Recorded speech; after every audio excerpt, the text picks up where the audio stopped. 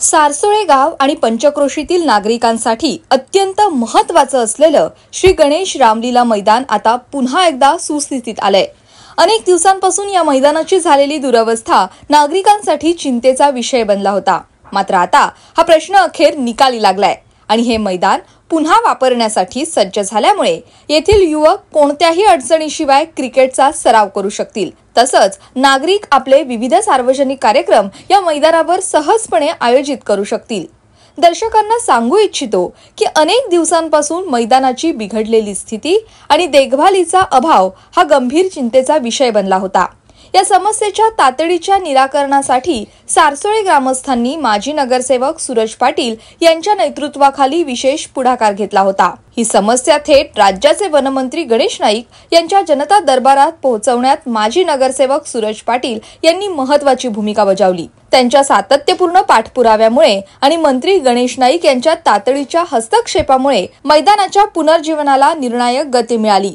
या मागणीचं गांभीर्य लक्षात घेत मंत्री गणेश नाईक यांनी त्वरित नवी मुंबई महानगरपालिकेला तेरणा व्यवस्थापनाशी योग्य समन्वय साधून हे काम युद्ध पातळीवर सुरू करावं असे स्पष्ट आदेशही दिले। रामलीला मैदानाची जी दुरावस्था झाली होती ती अधिकाऱ्यांच्या माध्यमातून सोडवणूक करण्याचा प्रयत्न केला, परंतु तेरणा व्यवस्थापन आणि मनपा अधिकारी यांच्या समन्वयाच्यामुळे तो खूप अडचणीचा भाग झालेला। आदरणीय गणेश नाईक साहेबांकडे ग्रामस्थांच्या माध्यमातून सर्व खेळाडू आम्ही जनता दरबारात गेलो आणि हा प्रश्न उपस्थित केला। दादांनी त्वरित आदेश अधिकाऱ्यांना दिला आणि तेरणा व्यवस्थापनाचा समन्वय सुद्धा साधून दिला आणि नगरसेवक गिरीश म्हात्रे त्यावेळी माझ्याबरोबर या सगळ्या प्रक्रियेमध्ये आले आणि आज रामलीला मैदान पुन्हा आपल्या सुस्थितीत आलेला आहे।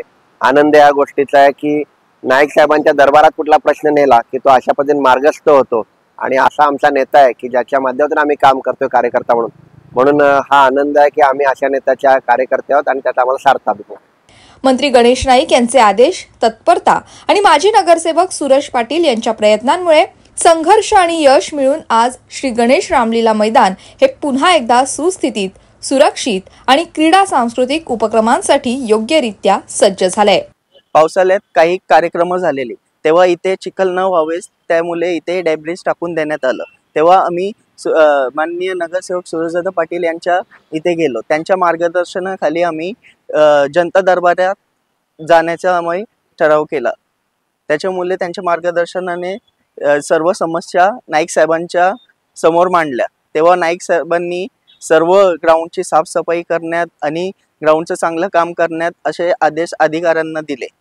तेव्हा सूरजदादांनी आणि सर्व इतर अधिकाऱ्यांनी सर्वांनी लक्ष देऊन हा ग्राउंडचं सर्व काम करून घेतला। सर्व काही डेब्रिज इथं टाकून दिलेले ते सर्व उचलून सर्व ग्राउंडची लेवल भराव करून सर्व ग्राउंडची लेवल केली आणि चांगल्या प्रकारे ग्राउंड आम्हाला उपलब्ध करून दिला। माजी नगरसेवक सूरजदादा पाटील व माननीय माजी नगरसेवक गिरीश म्हात्रे यांच्या मार्गदर्शनाखाली हे सर्व ग्राउंडची तुम्ही चांगलं काम बघू शकाल। त्यांचा खूप खूप आभार व्यक्त करतो आणि इवन नाईक साहेबांचा पण खूप खूप आभार व्यक्त करतो।